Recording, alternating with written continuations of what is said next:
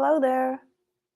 It's Dr. Vyvyane Loh. Hi, everyone, and welcome to my live stream Q&A show. And I'm here to answer any questions you may have. If you have comments, especially since I've been doing a whole series on atherosclerosis. So if you want to chat on that, I'd be happy to do that. And in the meantime, if you're around, then let me know in the comments. Put in, if you feel comfortable, put in your name or your pseudonym, whatever you want. And then also let me know where you're joining in from. Hey, Maya, good to see you. And I wanted to say happy birthday, Olivia. So will you please let Olivia know happy birthday? So I did remember all day. So, okay. And I'm glad you were able to join in, Maya. Let's see. What else? What was I saying? Yeah. Talking about atherosclerosis. So if you're joining in, let me know your name, and then let me know where you're joining in from, what city. Ah, there you are. You're from Belgium, Tom. Wonderful. Thank you. You said you would come, so I'm glad you're here. Thanks for joining us.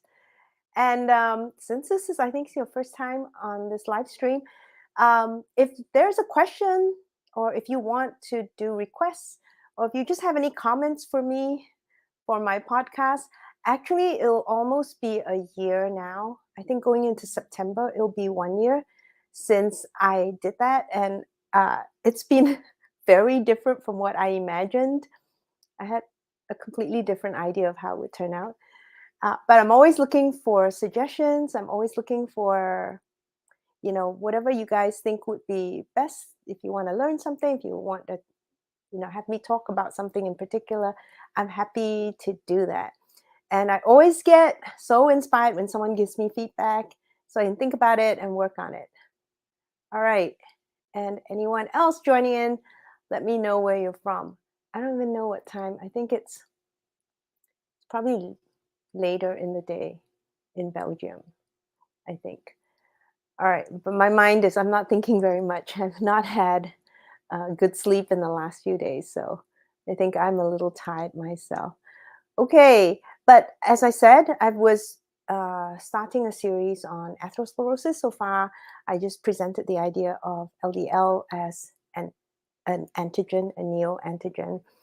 I then went on to discuss cholesterol metabolism. It was first time on the podcast that I delved a little bit into immunometabolism. Okay. Wow. It's almost midnight there. So thank you for staying up late, Tom. I appreciate that. Wow. I get very impressed when people are willing to come on at such a late hour for you. Thank you. And then I talked last episode, I discussed the clot because one of my listeners had asked about the clot hypothesis that Dr. Kendrick had proposed. And there were so many other aspects of it. But like I said, I'm trying to limit the episodes to about 30 minutes. So can't go all over the place, and I just had to pick some very small points to make. But that idea that platelets and the blood system is actually part of the immune system. It's part of the innate immune system. And we often think of it as separate. It's just the blood, but it really is part of our immunity as well. So I think that's pretty fascinating. And coming up means I have to make it this weekend. I don't know how, because my time's pretty pressed. But coming up, I have another episode that kind of highlights, why I think that it's an autoimmune disease. So I'm trying to build my case here. Also checking to see if I have other messages. Okay, I think that's fine. Trying to build my case here for that, because I think we have focused on the whole cholesterol thing for way too long. And what we don't realize is that while we've been focusing on it, pharma moved on long ago. They're looking at vaccines. They're looking at, targeting cytokines. They're looking at targeting, specific cells, even T cells, which are involved in autoimmunity, right? They're well ahead. Hi, Jean. Thanks for joining. Good to see you. So, so pharma is not actually that interested in cholesterol. The sales department is, because they still gotta sell stuff. But while they're selling stuff, the research department doesn't really care anymore about cholesterol. And I think they've moved on, except to like pump up sales. But the I think the real research has been focused on the immune aspect and looking at interleukin 6 blockers, for example. There were some interesting trials there. And again, with vaccines, that's a big one. Vaccines against oxidized LDL, for example. So I think, even pharma has kind of gone along with the idea that it's more an immune problem and autoimmune problem, right? So I hope everyone, hopefully will start to get that idea so that we don't have to hear about cholesterol for too much, right? I mean, I like the idea of talking about cholesterol, but only in terms of immunometabolism, because then it's fascinating and there's no straight path, right? Just like anything else, it's a tool for our cells. And we all know that it's very important. We admit that cholesterol is really important. And it's important because it's a very useful tool for so many processes in the cell. So, and some of the processes might have inflammatory action, some of the processes would have anti inflammatory action. So, looking at it from that point of view where it's necessary for life and therefore it's an important tool that the cell uses, and then how we use the cholesterol and what the downstream effects are, that's really interesting. So that's immunometabolism, and that I feel like we could spend a lot of time there. Okay, so with Tom and Maya and Jean, I just wondered, any questions, anything specifically you want to talk about or want to discuss with me? And then maybe while you're typing it in, I can just fill you in a little bit on what I've been doing and why I've been so pressed for time. We just started an online program and it's called Tulaversity. So if you go to tulaversity.com, TULAVERSITY.com, you can find out about that program. And it's a 12-week metabolic foundations program where, we used to have it just in person, and it was our flagship program, very effective in reversing chronic disease. And we've decided to bring it to a wider audience. And so now we've mounted it on a platform so people can access my classes and, the different tools that we have our patients use to restructure their metabolic health.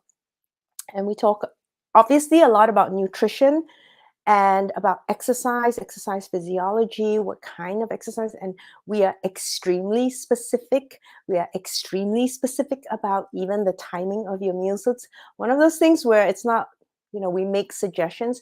We really are quite specific in what we have our patients do. And this way, we can get the best effects, right? So with that program, we put it on the platform.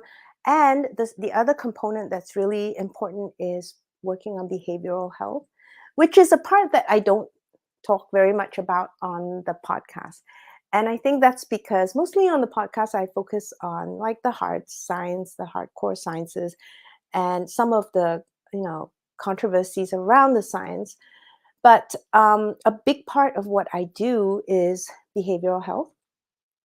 So helping people change their lifestyles, helping people deal with the issues that push them towards unhealthy lifestyles, whether it's, eating, poorly, not exercising, having, mood swings and things like that. So addressing how we can manage our stress, addressing how we can manage our day-to-day problems and challenges so that we can still maintain our health. So we spend a lot of time. We work with our patients on meditation, awareness, different techniques that we use, but we also use cognitive behavioral based types of modules and classes looking at cognitive distortions, helping our patients reframe, helping our patients kind of build their own value system and then aligning their values and so forth. So actually we spend a huge part of the program working on behavior, because generally if you don't change your behavior, obviously you're not going to have a sustainable change in your life, right? And I see Mr. Blue has joined us. So wow, Mr. Blue, nice to see you. And I think I don't know if you're still traveling, but thank you for joining.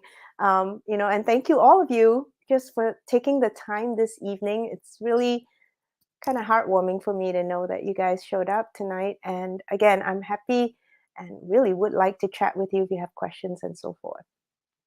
But I was, as you joined, Mr. Blue, just talking about how much behavioral change we work on with our patients. And I feel like that is one of the most important parts of what I do with my patients.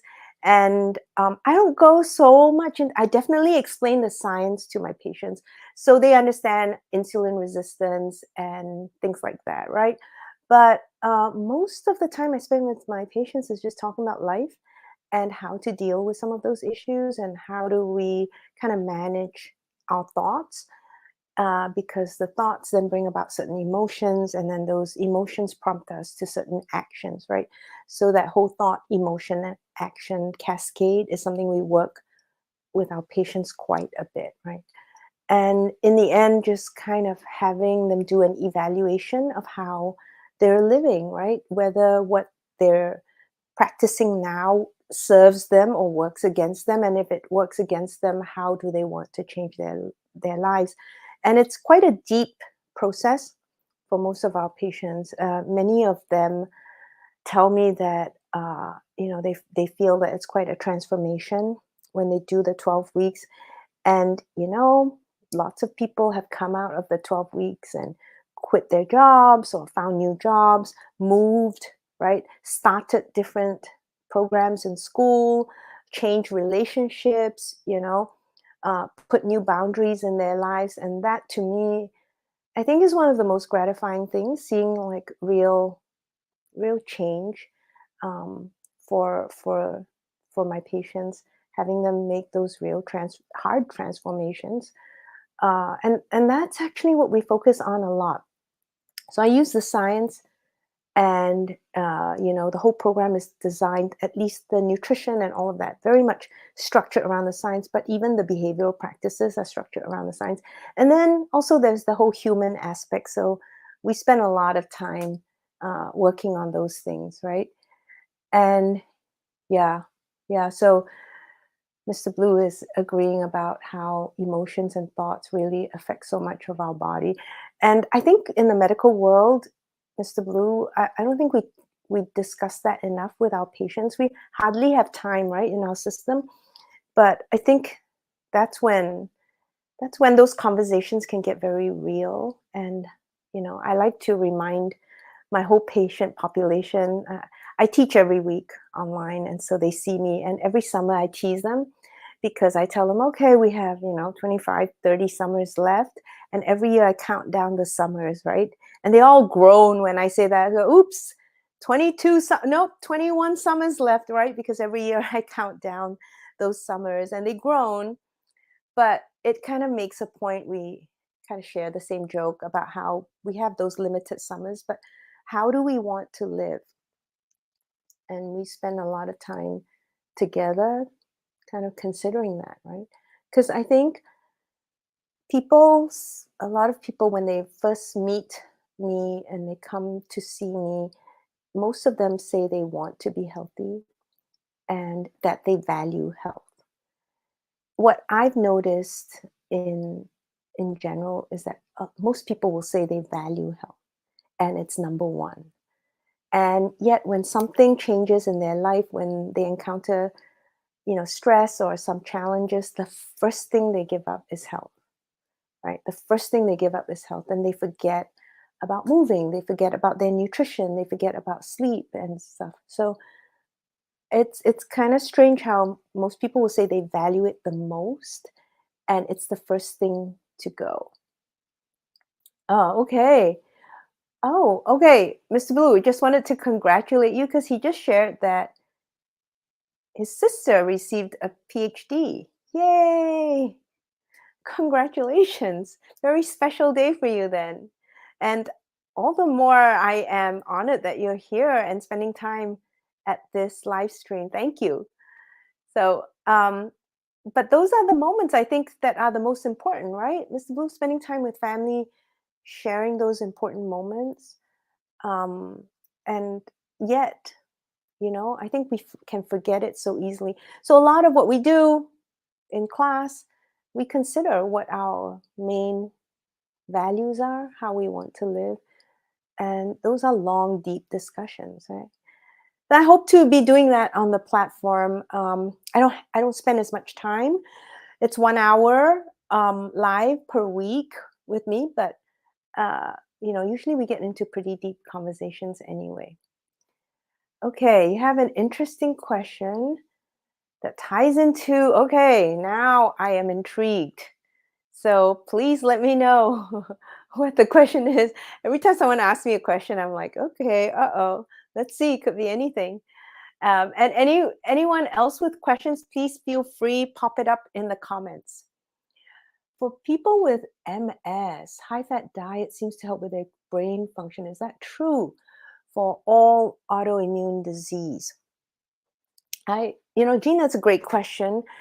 And I kind of worry when we have general rules for all of this type of disease or that type of disease, because then it puts us in this category of just kind of writing out an algorithm and automatically going to certain protocols. I think it's always important to consider you know the individual case, right? I think with MS, obviously, anything with brain function, we need to protect the brain, and fat is very important, right? All your neurons, the axons, and everything are myelinated, so they have that lipid sheath, that fatty sheath around them, very important for their function. And the fat is very important for the brain. So I think when we prioritize healthy fats for the brain, then I think that's a good idea. And it does seem to be that a lot of people, kind of have shut off fat from the diet. And as a result, what happens is that, in fact, they may be low in some of the essential fatty acids, right? Because the whole discourse sometimes from the medical world is that all fat is bad for you. In terms of autoimmune disease in general, I think it would depend. And this is where we get into like immunometabolism. And I haven't delved into it except a little bit in that cholesterol episode. So here's what I want to say. In general, in this is very, very general, to turn on an inflammatory profile in your immune cells, uh, usually glycolysis will do that.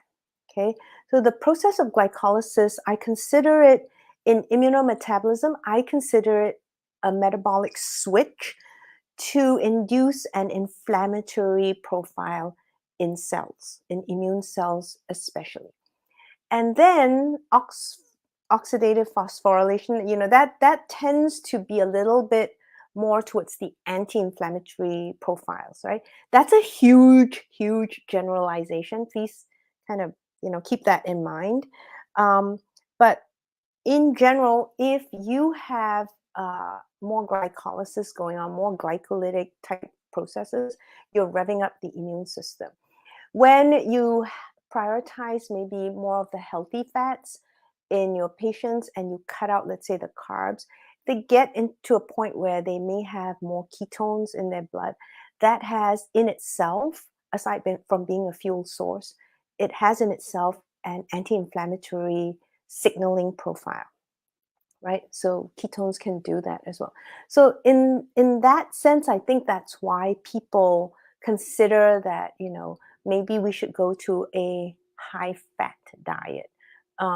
But again, I am very careful with the patient and the history of the patient, and it's not I don't like to jump to those conclusions. And also, I may use that for a very limited amount of time, but not forever. Okay. So I might say for a patient in a under specific clinical conditions, maybe it's appropriate to do a medical ketogenic diet. After a certain amount of time, I might actually kind of change that and move them towards just a low carb kind of a diet. Bearing in mind that at the same time in your body, all of these processes are taking place at once. So I think some of the times we think that, oh, if you have glycolysis going on, there's no ketosis at all, right? And that's not true. You do have these processes occurring at all points in time. It's just the net effect. And all we do when we assess ourselves and the patient is we're only able to see a net effect, okay? And then we go by that net effects. But when we go by that net effect, then the assumption is that's what's happening in the patient, and ignoring the fact that actually we have the full spectrum of metabolism going on in the patient. And that just happens to be the net, and also the net in the tissue that we are testing, right? It could be the net in the bloodstream that we see, but what's the net in different tissue? That's another question that we have to deal with. So that's kind of my long-winded way, Jean, of answering that question. And I hope that was helpful. And Mr. Blue says, okay, IBS. Okay. And let's see, strong link between trauma in youth, but also highly dependent upon microbiome establishments, and that carnivore can be near curative for IBS. My take on IBS, oh my goodness, good question. And whether I've had any patients.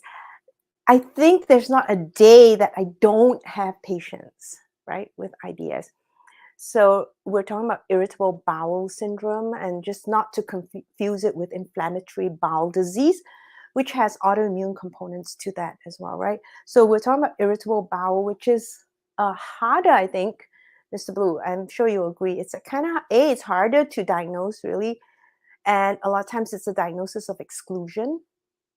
And secondly, it's also like, now that you've diagnosed it, there's no real standard protocol on how to treat. Yeah. And there is a generalization that people with IBS tend to have small intestinal bacterial overgrowth as well. So that there is some microbiome shift, because you're not supposed to have a huge amount of microorganisms in the small bowel, right? In the large intestines, yes. So in the small intestines, you have a little bit, but not a whole lot.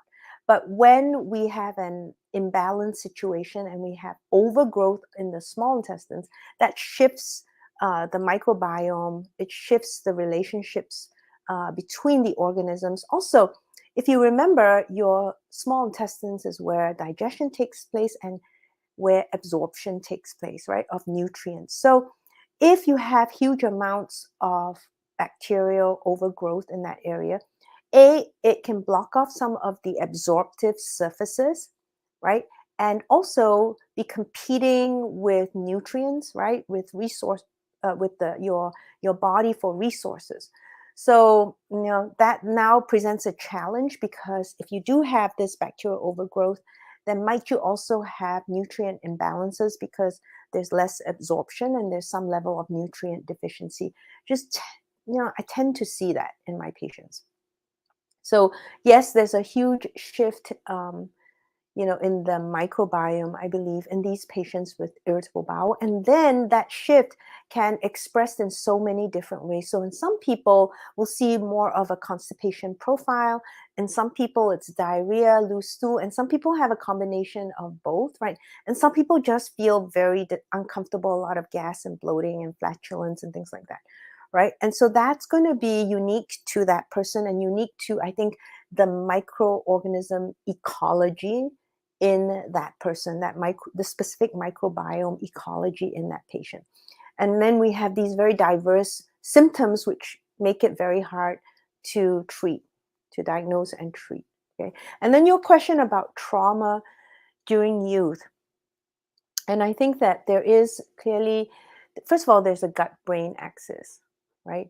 Now, you know, we have yet to clearly kind of lay out all aspects of this gut-brain axis, but it's very clear to me that there is a gut-brain axis and that there is actually quite exquisite communication between your gut and the brain, which makes sense because the part of your body that is most open to invasion by pathogens, to damage and so forth, would be your gut, because that's really the biggest exposure to the outside world in terms of the food that you eat, the things you ingest, right, and the microorganisms that populate that area.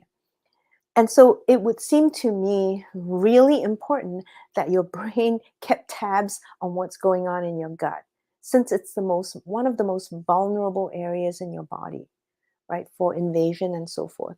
And we have neurons that can transmit the information. We have metabolites that are made by these organisms that also can act as signaling molecules. Some of them even act as neurotransmitters themselves, right? So there is definitely this gut-brain axis, the extent of which we're not sure of, but I think it's a pretty deep one. Okay. And when we have trauma, generally, I do feel like when we are under great stress, uh, that this impacts the integrity of your gut, that it impacts, how your whole body functions. Obviously, with the stress response, and prolonged stress response is going to be a challenge for your body. And so I think that when you have significant trauma at any point in time, and it's ongoing especially, that's going to really impact the gut microbiome, the integrity of the defense system at the gut wall, and therefore also this gut-brain axis. So I think it does really contribute to irritable bowel. And I think the people with irritable bowel would benefit a lot from some of the mind body practices that we recommend. Certainly all my patients actually are introduced to the mind body practices, and when they do the 12-week program, they're all meditating. Even the ones that say meditation is not for them, we got so many people say, oh, I tried it, it wasn't for me. And usually at the end of the 12 weeks, they're like, oh my God, can't start the day without it, right? So we introduce it slowly, we make it very structured, we give different options, and we get them to work on meditation, we get them to, kind of check in with their bodies a bit more, to also have this stronger connection between mind and body, because I find that a lot of people in this world are disembodied, right? That we exist in a disembodied way, and we have no connection with our own physiology. So one of the things we try to do in our program is reconnect the mind and body and have people be more in touch with their own physicality. So I think that's another important component, right? And then also dealing with the trauma and the consequences of the trauma, because if we haven't processed the trauma and dealt with it in an adequate way, then what happens is that our downstream actions, our downstream thoughts and emotions and so forth perpetuate the trauma, perpetuate the stress, right? Perpetuate really, the challenge that's happening in your body. So, and Mr. Blue's saying the gut-brain axis is an established link, but we don't know, the repair issues and even certain smells. Yep, smells can trigger this. Smells are really powerful in terms of how they trigger the appetite and how they trigger memory, right? Smells and memory, very powerful, right? You can walk into a place and a smell will hit you and you have these memories flood you. So I think for someone with trauma, that would be a big thing. Um, So taking the time to do mind body practice, taking the time to process trauma. I am not a therapist, and I'm certainly, I always defer and send my patients to trauma, people who work with trauma or therapists and so forth. But we'll say that what I do try to get people to do, besides the mind body practices that I mentioned, is I add a lot of movement components. And the reason for this is, you do have to be connected with your body when you're doing, um, shall we say, choreographed movements. And I don't mean, like in dance where you have to remember a whole dance sequence. I'm saying choreograph because there's a plan, right? So I say to my patients, we're going to move our arm a certain way, in a certain direction, right? In a certain tempo. And so there's a plan to it, right? And I might have the other arm move in a different direction at a different tempo, right?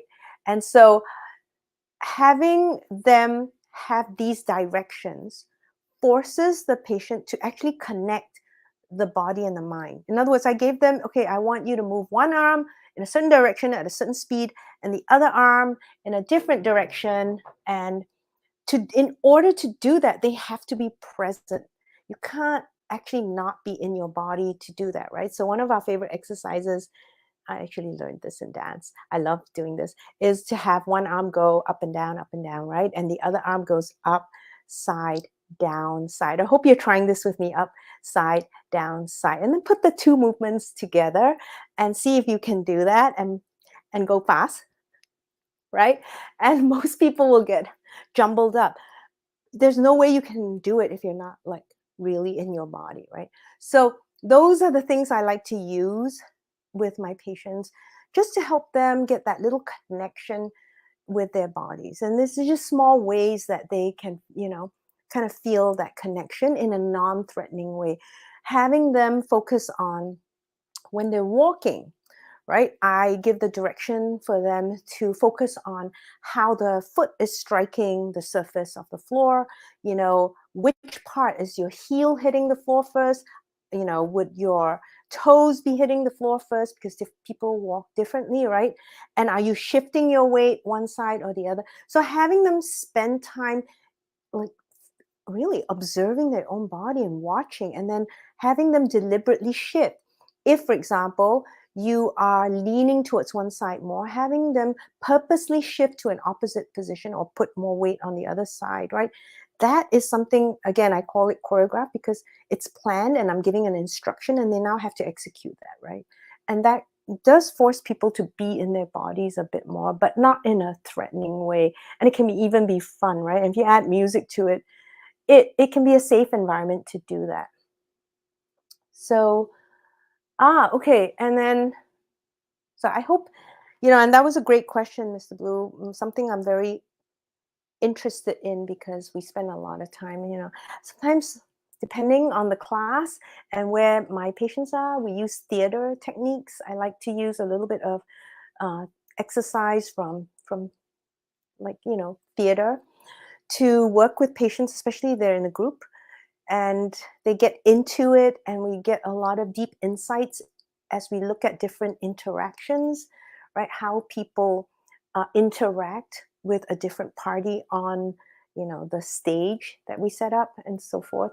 So these are great ways to get people to kind of consider a lot of the way they're living their values, right? How they're aligned, and do it in a safe and also a fun way. So those are some things that we do. We don't go into it as much in the online platform just because it's online. When I have patients in person, there's a lot more you can do that way.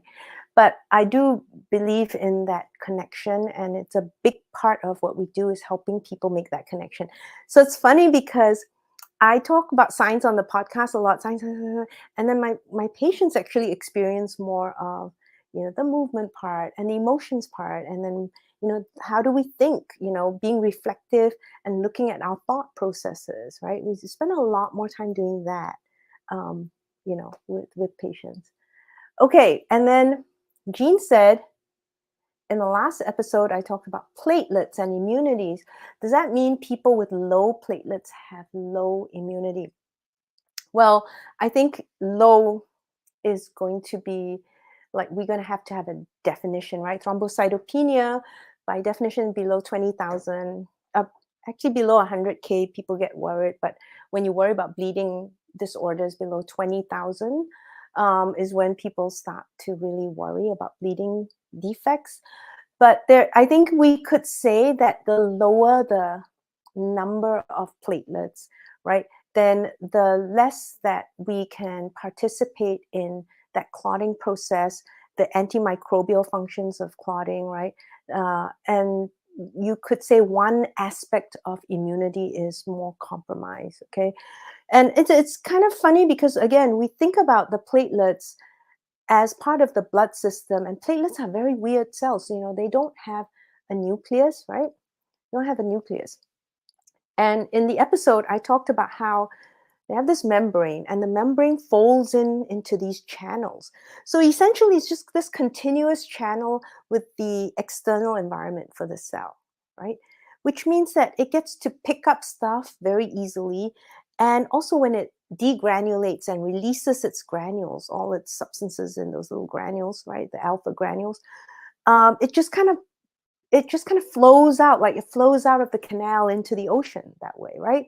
So this is it's a strange system if you think about it. These cells that float around, no nucleus, and they just have these series of channels. It's almost just for transport, right? And then they have these receptors that can dock on immune cells, and they do surveillance on different cells. And then they also activate parts of the immune system, the protein part of the innate immune system, which is the complement system, right? Very powerful system, very, very important in inflammatory processes. That complement system can cause a lot of damage. And what I didn't say also, I don't think I said this. Probably I didn't have time. I was rushing. But when we look at complement, when you look at the plaques, atherosclerotic plaques, we see a lot of C1 complement protein, right? And remember, C1 is that complement protein that binds to antibody antigen complexes, right? The classical pathway of complement activation, which we would see if we had a neoantigen binding to an antibody in an autoimmune way. So we actually can assess the plaque burden, and we assess risk by looking at C1, right? If you have high C1 burden, then the risk for a cardiac event is a lot higher. So those are not traditional ways that we look at people's risk, but there certainly have been a lot of studies looking at that, and we do see a lot of C1 in plaques. We do see high C1 levels in people at high risk for cardiovascular events. Right. So yes, I think when the platelets are low, Jean, I think one could say in a very general way that an aspect of your immune system is, kind of is lowered. But again, the immune system is huge. It has the cells, it has the signaling molecules, the cytokines, it has the protein system, which is the complement system, right? And even the blood system is part of it. All the blood cells, the red blood cells, the platelets, they have the toll-like receptors. So these are, to detect danger and to detect invasion by other microorganisms, right? So once they detect that, they can turn on the immune system as well in so many ways, right? So yeah, I think we could say that. Okay, wow, what good questions. You guys are making me work, which I love. Any other thoughts? And I love the fact that we go in so many directions. And this episode, I'm just glad I had more of an opportunity to talk about mind, body, and behavioral stuff, and some of the stuff that I spend a lot of time doing but hardly ever talk about, right? I don't know why. Probably, maybe some episode I could talk more about. If there's any interest, and you guys let me know, I could talk about more of some of the behavioral practices that we have our patients do. And certainly, you know, I've tried many different things. And working with patients, especially in groups, Very rewarding. I know there's a sense of community. People really kind of bond and interact with each other. Ah, Tom said he'd be interested in that. Is there a specific area that you want me to concentrate on? Um, and I'll tell you what I mean by that. So with behavior, we focus on a lot on the meditation, mindfulness, and stuff, but also cognitive distortion. So we spend a lot of time having people distinguish between thoughts and emotions. Okay, people have a hard time distinguishing between thoughts and emotions. And one of my favorite examples is someone will say, I'll give the example. I feel so disrespected, right? I feel like, yeah, I feel like, I feel so disrespected. And I ask the class, is that a thought or an emotion? And almost everyone will say it's an emotion. And it's actually the thought was that was so disrespectful. Okay. The emotion is anger, irritation, right? Frustration, whatever. And then we have a certain action. If we go by thought, emotion, action, right? So having people dissect it out, because if you can't tell the thought from the emotion, then we can't actually change that cascade, and then we can't actually have any agency over our actions, right? We just react. We just react, right? So having them dissect it out, and I always ask, is that a thought or an emotion? And what they've done is they've conflated they kind of mixed everything up. So having them separate the thought and then the resultant emotion, and then I say, okay, then we have a consequent action. Now, how can we change the thought so we'll have a different emotion so that we'll have a different action, right? That may be one way to intervene. So, in that sense, we make them work a lot on cognitive distortion, identifying and kind of looking at the different aspects. Is this a thought? Is this an emotion? And trying to understand that. Then, we can, as I said, have more agency in choosing our actions wisely by redefining the thought. Okay. So that's using cognitive based, practices and looking at our thinking, how we think, and, other things like reframing and so forth. And then we get into really philosophical discussions, right? We'll have these long discussions about the difference between power and force, right? And when do we exert either in our lives? And does it make a difference? Sometimes I'll just go to class and ask them, we'll just spend the whole hour talking about the word enough, right? And I have patients kind of consider that word enough. What does it mean, enough? Because it can be, I've had enough. I've had enough, right? Or it can be like, I don't feel like I'm enough, right? There's so many aspects of that word. And in 1 hour, we get this whole world just based on this one word. So it really depends on where we're at, my class, the people, I know them. So we just try different things. Ah, okay.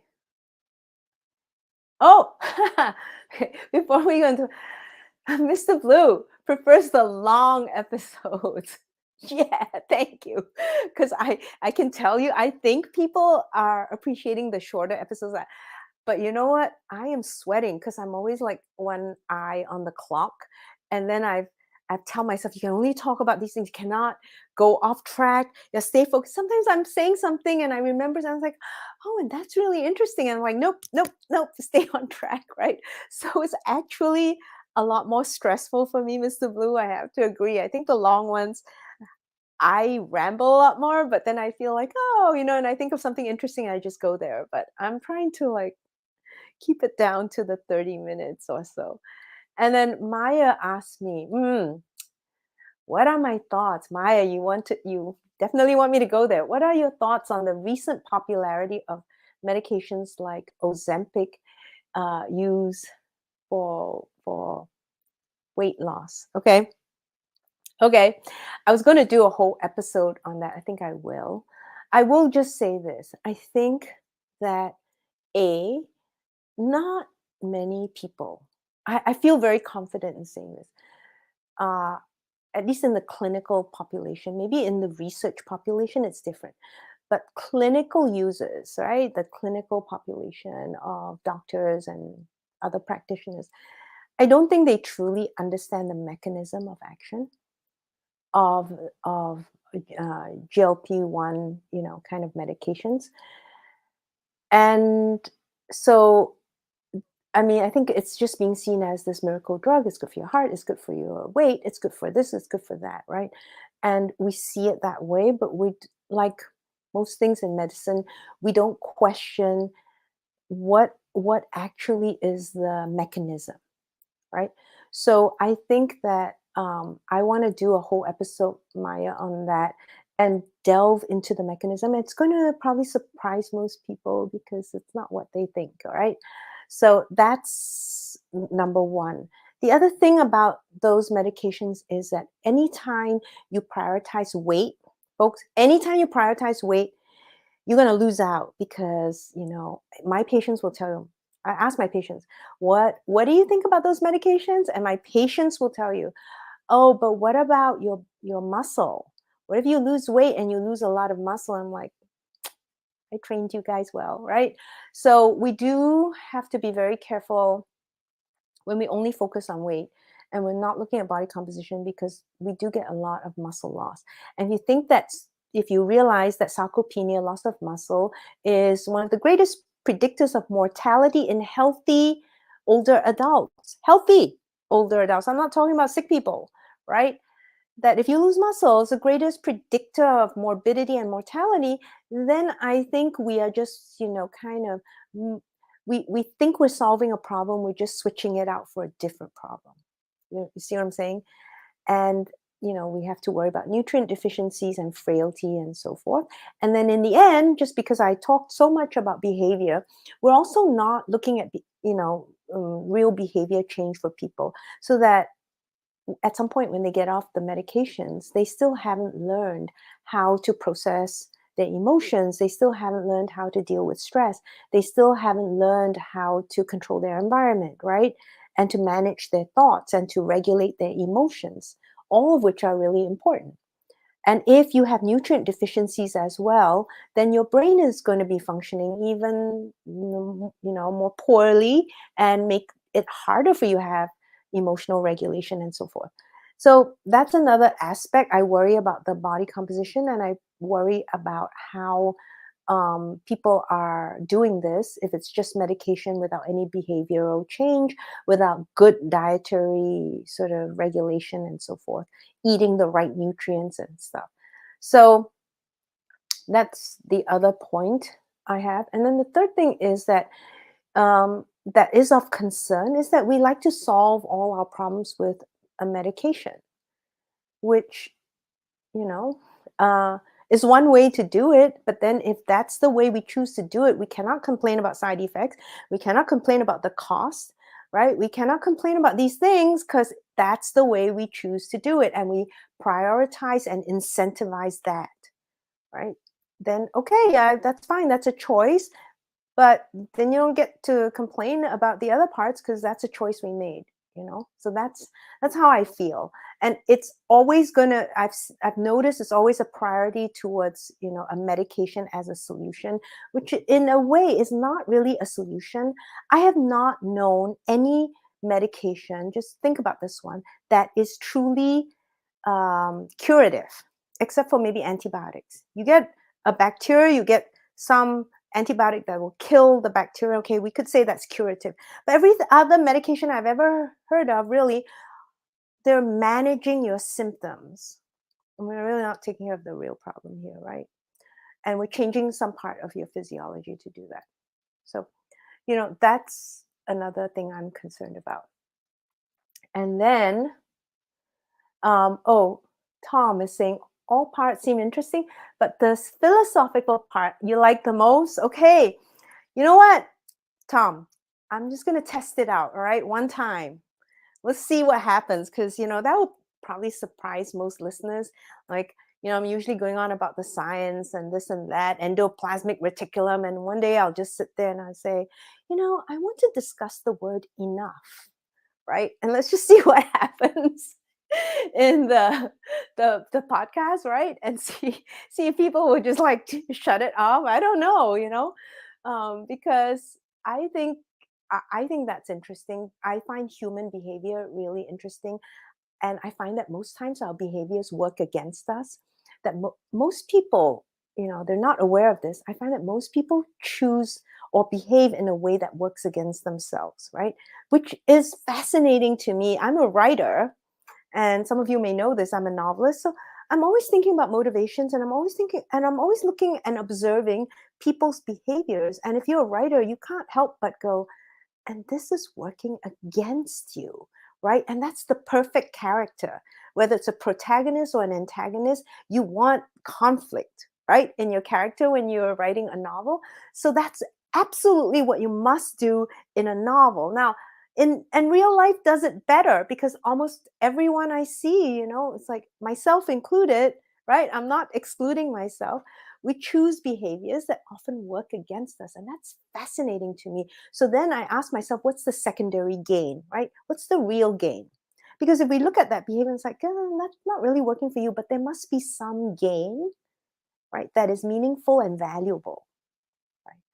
And I'm always looking in my patients, what's that gain? What are you getting out of it? Even though it looks so dysfunctional, it looks like you're suffering, but there is some secondary gain, and that fascinates me. So I think you're right, Tom. I think the philosophical part is the most interesting and very difficult to solve, right? I don't think we'll solve the human condition, but I do like to make my patients aware that we are human, and to just consider our humanity in more complex ways, and just to give ourselves the grace of knowing that we are very, very, very complicated, complex, beings, right? And it takes a lifetime to understand ourselves. It takes a whole lifetime to understand ourselves, and most times, most people go through life without trying at all to do that, right? Which I kind of think is sad. The gain is the survival of the internal world that is established. And what is that internal world really doing for that person, right? In some way, it must be edifying that person. In some way, it must be worth it. I agree with you, Tom. In some way, though, it must be worth it to that person to maintain that internal world, right? In some way, they're getting some validation from that. And what is that? And I'm fascinated and curious when I have, anyone. It doesn't have to be a patient. I just like watching people. I'm on the bus, I watch myself, I watch my own thoughts, right? And it's kind of fascinating to me.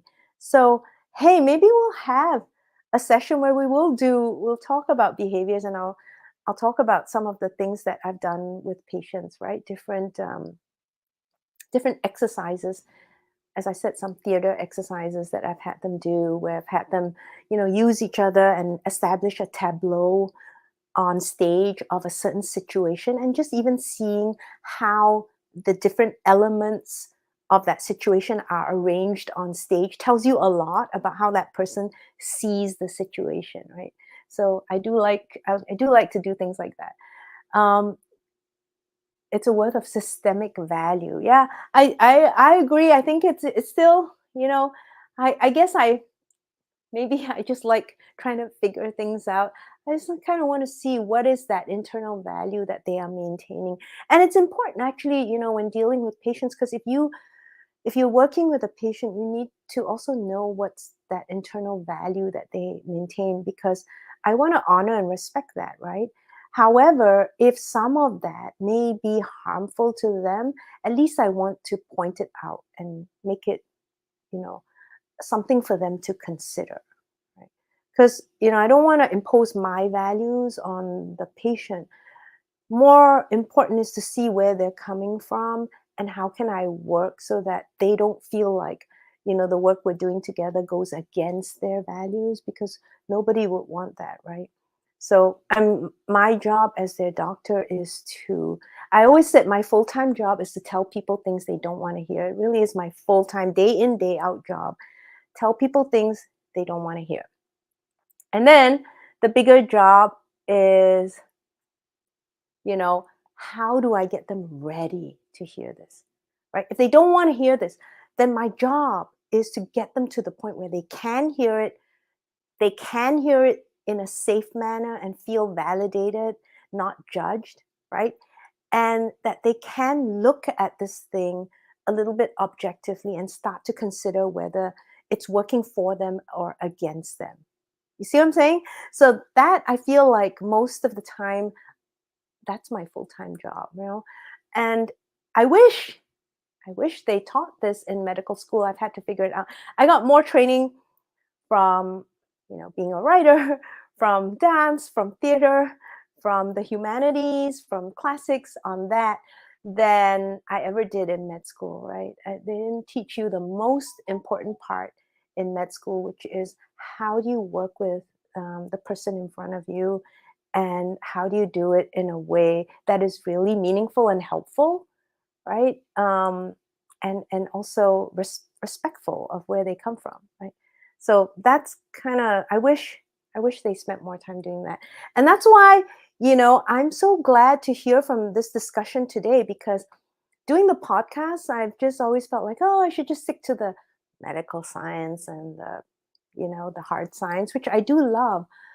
But it's a pity because some days I think, one would think that I sit here all day and I'm thinking about, oh, this receptor and that protein and stuff like that. And the truth is, half the time I'm worried about, I'm looking at someone's motivations and competing motivations, right?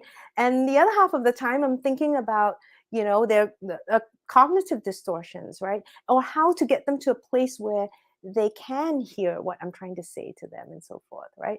And oh, we have someone else joining us, and it's Akamai Ehu again.